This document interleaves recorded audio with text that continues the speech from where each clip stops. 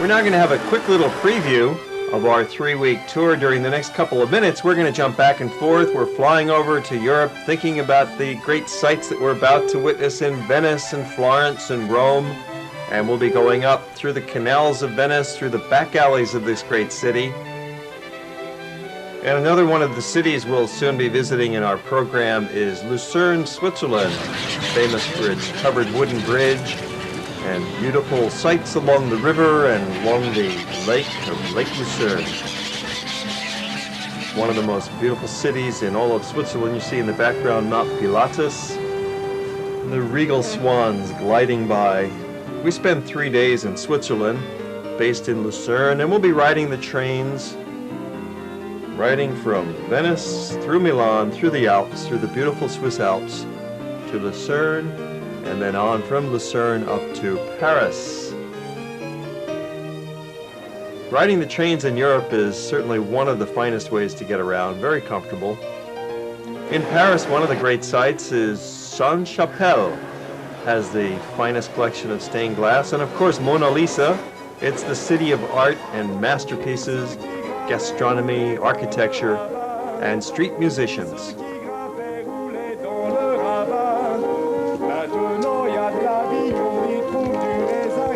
A city of picture postcards come to life. And the ultimate city symbol in the world, the Eiffel Tower. After 3 days in Paris, we'll continue north by train and cross the English Channel by boat to arrive in the great city of London for the end of our tour.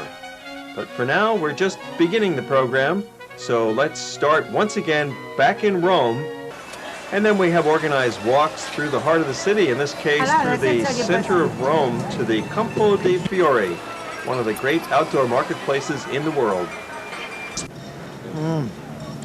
Cold and delicious. They've got pears, apples, juices. Campo dei Fiori. It's a place to watch the neighborhood ladies catch up on their shopping, catch up on their gossip. People have time to spend time talking to each other here in Rome, in the heart of the city. The Italian lifestyle is something quite casual, quite wonderful for us people from Hawaii to have a look at and enjoy, along with the stunning architecture. The Renaissance architecture of the central city is simply amazing. People still live here. It looks like a museum, but people are out doing the laundry, hanging their wash. After our leisurely stroll for several hours through this historic neighborhood, we've worked up quite an appetite. And you can always find a great restaurant in Rome, especially in an outdoor setting like this. And then it's on to Giolitti's for dessert. But it's good. Very good. Different taste. Here. Delicious. Love it. And just a few blocks away is the famous Piazza Navona. And we're going to walk to the other side as we leave the piazza, and you have a really nice view of the church and the fountain in front of it. It's one of the classic views of Rome. Most of the attractions of the historic center of Rome are located within a small area, about 1 square mile, which makes it one of the most fascinating cities in the world for a pedestrian. We stay at the Plaza Hotel, which looks more like a palace. It's located right in the middle of the historic center. Very convenient, but we've enjoyed our 3 days. Now it's time to move along. On to Florence. We board our first-class Italian train and enjoy a very pleasant 2-hour ride from Rome to Florence. On board the train, you can have lunch if you wish. They serve up delicious spaghetti. You'll find spaghetti all over Italy, of course, justifiably famous as the staple of the country. Dining on board helps the time fly by that much quicker, and in a flash we have arrived in the Renaissance capital of the world, the amazing city of Florence. It's a short walk from the train station to our hotel. It's just a block away from the train station. And here too we use an outstanding hotel, the Baglioni. It looks like a palace as well, located in the historic center. So we check in, get our orientation, get our bearings, and enjoy our beautiful rooms for a brief rest before heading out into the city for some exploration. There's a lot of traffic on the main city streets. There's lots of scooters and buses and cars and construction, but there's also a large part of the city that's for the pedestrian. So it's quite pleasant and relaxing, particularly here in the center at the great cathedral, the Duomo. You see the grid pattern of the streets of Florence. The historic center is only about a square mile once again, and the magnificent cathedral towers over the entire city with its beautiful dome built by Brunelleschi. Back in the early days of the Renaissance, Giotto's bell tower. It's a great sight to photograph and to enjoy with the baptistry out front. From our hotel breakfast room, we have a commanding view of the Duomo. Delicious breakfast buffet. It's not just a roll and coffee. Here you get eggs, bacon, fruits, croissants, coffee, tea, juice. It's great. Look at that. Do we have budget for shopping? Yes. 1, 2, and 3. You know, the arch. Look what happened. And the remain only the decoration. And this is the wall decoration. Never above. We love that. The workshop demonstration gives you some idea why Florence is world famous for its quality of leather goods. You can get shoes and purses and belts. And most of the shops are open till the early evening, about 8 p.m. as we look at rush hour right in the heart of the city. Then we hopped in taxis the next day for a drive up to the most scenic vista in the entire city. Piazza Michelangelo gives you a grand look out to the city, the cathedrals, the river, the bridges, which makes a great place to pose for a group photo. Our Hawaii group here traveling together, about 30 of us, traveling from Rome to London by train. Hawaii Geographic organizes several trips like this each year, open to the general public. Fantastic views of the Ponte Vecchio and the River Arno and the Duomo. Here we see the Ponte Vecchio from inside the Uffizi Gallery, one of the great art museums in the world. One of the main reasons that you come to Florence is to see the fine artworks here, the paintings, the statues, the architecture. And the main art museum in Florence is the Uffizi Gallery. You have to stand online to get in there generally, but it's worth the wait. Here we are, we've been waiting about 25-30 minutes, and we'll be in just another 5 or 10 minutes to the Uffizi, and then we'll have one of the greatest art experiences that you can find any place in Europe. This is the best collection of the Italian Renaissance art. There's paintings by Giotto with the early Renaissance, and then we have representations of the Byzantine before that, but the main thing is the Italian Renaissance with Michelangelo, Leonardo da Vinci. We've got Mantegna. We've got Piero della Francesca. Botticelli in particular is well represented in here, and Bellini as well from Venice, and Titian. Fantastic painters from the entire span of the Italian Renaissance. So when you're in Florence and you see a line at the Uffizi, get on the end of the line, it's worth it. You'll be very happy that you've waited 30-40 minutes to get into the museum. And once you're in there, you can spend an hour, hour and a half. It's not a huge museum like the Louvre, but it's definitely worth your time. You don't even have to go inside a museum to see much of the art history of Florence, because the entire city is a living museum, particularly here at the Piazza della Signoria. The other important museums to catch in Florence are the Pitti Palace, the Bargello, and the Accademia, and then there's about half a dozen important churches and another half dozen minor museums. As we board our train that'll take us to Venice, we'll see that our group also found some time for shopping. I bought my Ferragamo shoe that I came for, and a leather jacket. Oh, you bought a lot. And you like them? Oh, yes. Yes. Got what I wanted. Oh yeah, I bought a pair of shoes. Shoes, too. yeah, nice pair of shoes. Very cheap. And it's nice, it fit her perfectly. Yeah. Norman, what did you think of Florence? Florence was terrific, and we got a good leader, so it was enjoyable.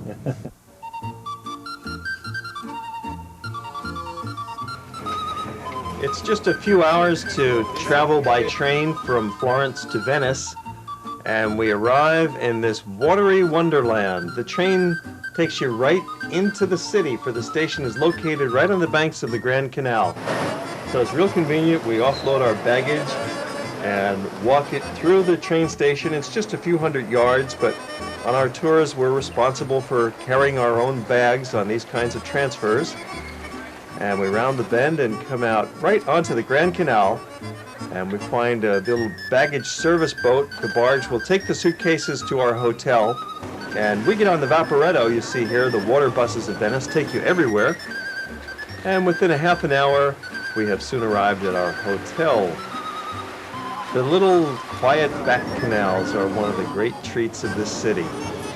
Be sure to take a gondola ride so that you can fully appreciate it. That's the best way to see Venice, is from the gondola, especially if it's a singing gondola. Vaporettas will get you everywhere. In this case, we're getting off at the Rialto, which is very much in the center of the city. The Rialto Bridge is the famous landmark of Venice. Venice is just so incredibly beautiful. We keep going back to the city and shooting more pictures to bring you different views and different aspects of this wonderful place. And we always have a local guide tell us about it. Okay, good morning to everybody. First of all, welcome to Venice. It's the first time that you are in Venice for you all.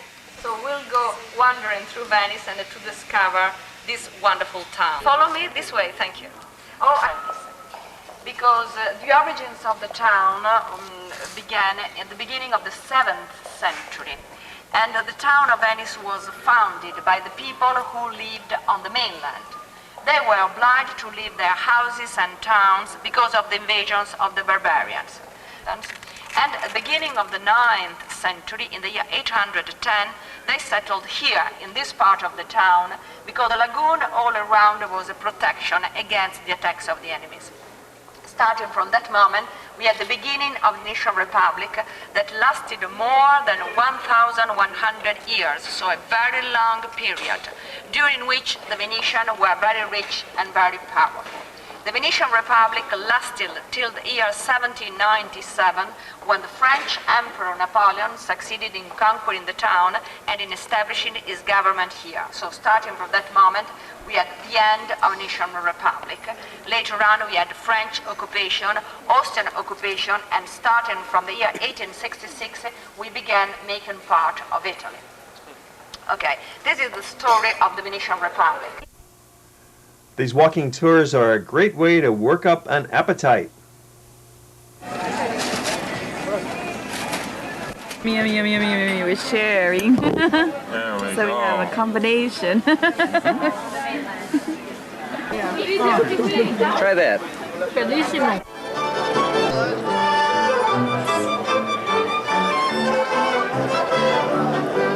One of the most pleasant ways to enjoy an evening in Venice is to sit outside at one of the cafes on Piazza San Marco. Florence or Quadri, you'll find music to suit your taste.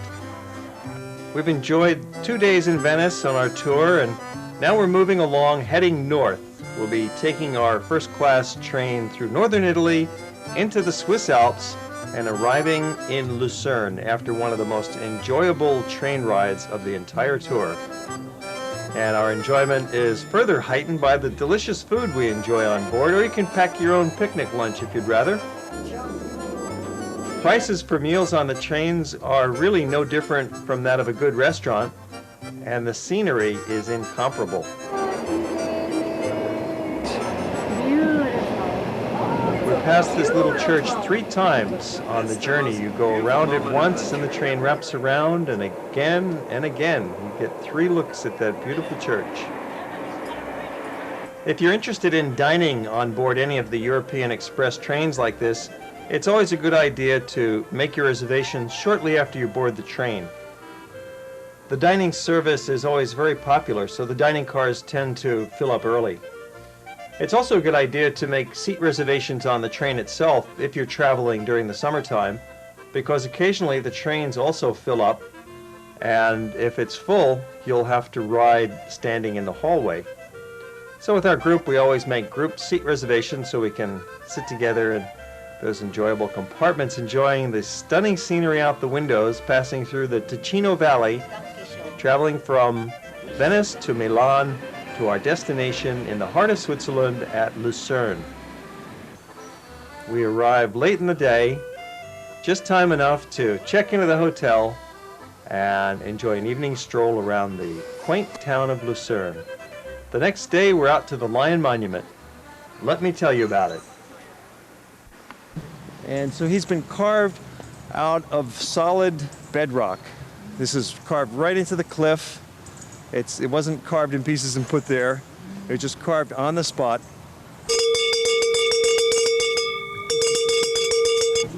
Unless you get the kind with fork and a spoon and everything. Now we're entering the grounds of the Hofkirche, which is the Catholic church in the city. And it's the church that you can see from town with the two big, tall steeples. So we're here up on the hill. We're going to go up the steps and we'll go inside the church for just a few minutes and enjoy the beautiful gardens and grounds around it here. The Hofkirche is a pleasant mix of Gothic and Renaissance and 19th century church architectural styles. The other important church in Lucerne is the Jesuit church that we have visited several times in our other World Traveler programs. There's many outdoor cafes in Lucerne in the summertime. Very pleasant temperatures. Month of June, it's about 70 degrees to 75 degrees. And then there's the chocolate shops. This is another good reason for visiting Switzerland. They have the world's finest milk chocolate, they claim, coming from the contented cows of the Alpine meadows. The heart of town, the River Royce, and the covered wooden bridge, which was burned and has been rebuilt already. Our tour stays in Lucerne for 3 days. It's the midpoint of the tour from Rome to London. So we enjoy a leisurely visit to Switzerland, and then we depart for Paris. Our train takes us from Lucerne to Paris in about 6 hours. We arrive at this most beautiful city in France, the capital of the nation. The countryside along the way is rather pleasant. It's low-rolling hills and farmlands and small towns and villages. As we arrive in the outskirts of the city of Paris, rolling our bags through the train station and into town. We spend 3 nights in Paris on the trip. This city of arts abounds in public fountains and obelisks and statues here at the Rodin Museum, and a lively street scene. Let's enjoy the street market at Rue Mouffetard.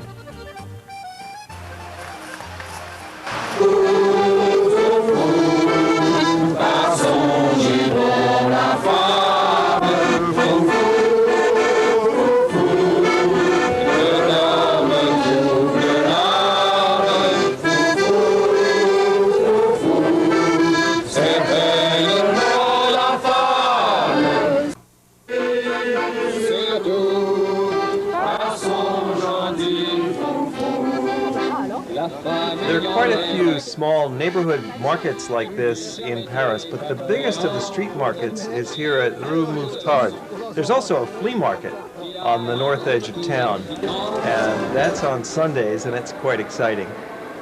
But one of the most exciting places is Notre Dame. Here we are at the most famous Gothic cathedral in the world, and perhaps the most beautiful Gothic cathedral in the world, Notre Dame, Our Lady of Paris. Now, this church was built in 1163. That's the year that construction began, but it took them 200 years to build the entire church. Long, long time, 200 years. So imagine the architect who envisioned it didn't even come close to seeing the finished product. He probably only saw the foundations. And it took them that long because they ran out of money, they had battles, they had other distractions. Just like today, it takes forever to fix a street. A lot of things get in the way. Well, this masterpiece was worth the wait, obviously, because Notre Dame created the Gothic form of the Gothic cathedral. Notre Dame is located on an island in the middle of the River Seine. And just behind it is a smaller island, the Ile Saint-Louis. Because of its relative isolation from the city traffic, it's more like a peaceful little country village. and it has one of the most famous ice cream shops in the world, Bertillon. This is cassis. Nice color. Tastes good. And what's this? Ice cream I ever had. So what you think? Terrific. Yeah? It's The good. best. Compared to Lucerne, compared to Florence, this is the best. Of course, it's especially refreshing and delicious when you've been walking for several hours on your walking tour of the city. Another one of the tasty treats of Paris are the crepes. Here we'll get a clear picture of how these delicious morsels are created. The fresh batter is poured onto the hot griddle, and they cook for just a few seconds and flip them over, and they're done, ready to have something like chocolate or Grand Marnier poured into the pocket and fold them up and eat them down. Terrific snack, looking like another postcard come to life here. We're up on the hill of Montmartre, under the dome of the Church of Sacré-Cœur, and there's a polka cabaret, just like there was in the days when Renoir was painting the neighborhood. We must say goodbye to Paris and take the final leap of our tour, heading for London. Back to the train station.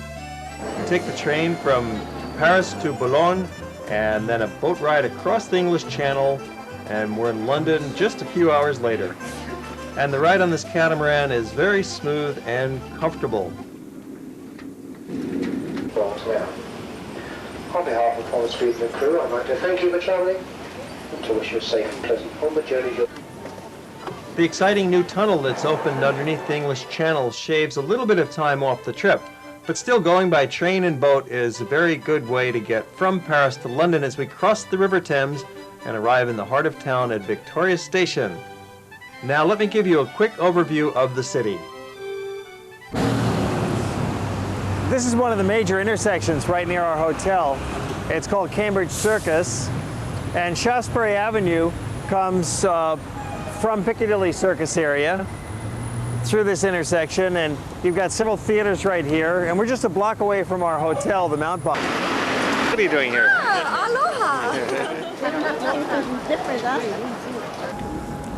Okay, so now we're in London's Chinatown, and you see the Chinese gateway leading right into Gerrard Street, which is the main street of Chinatown here in London.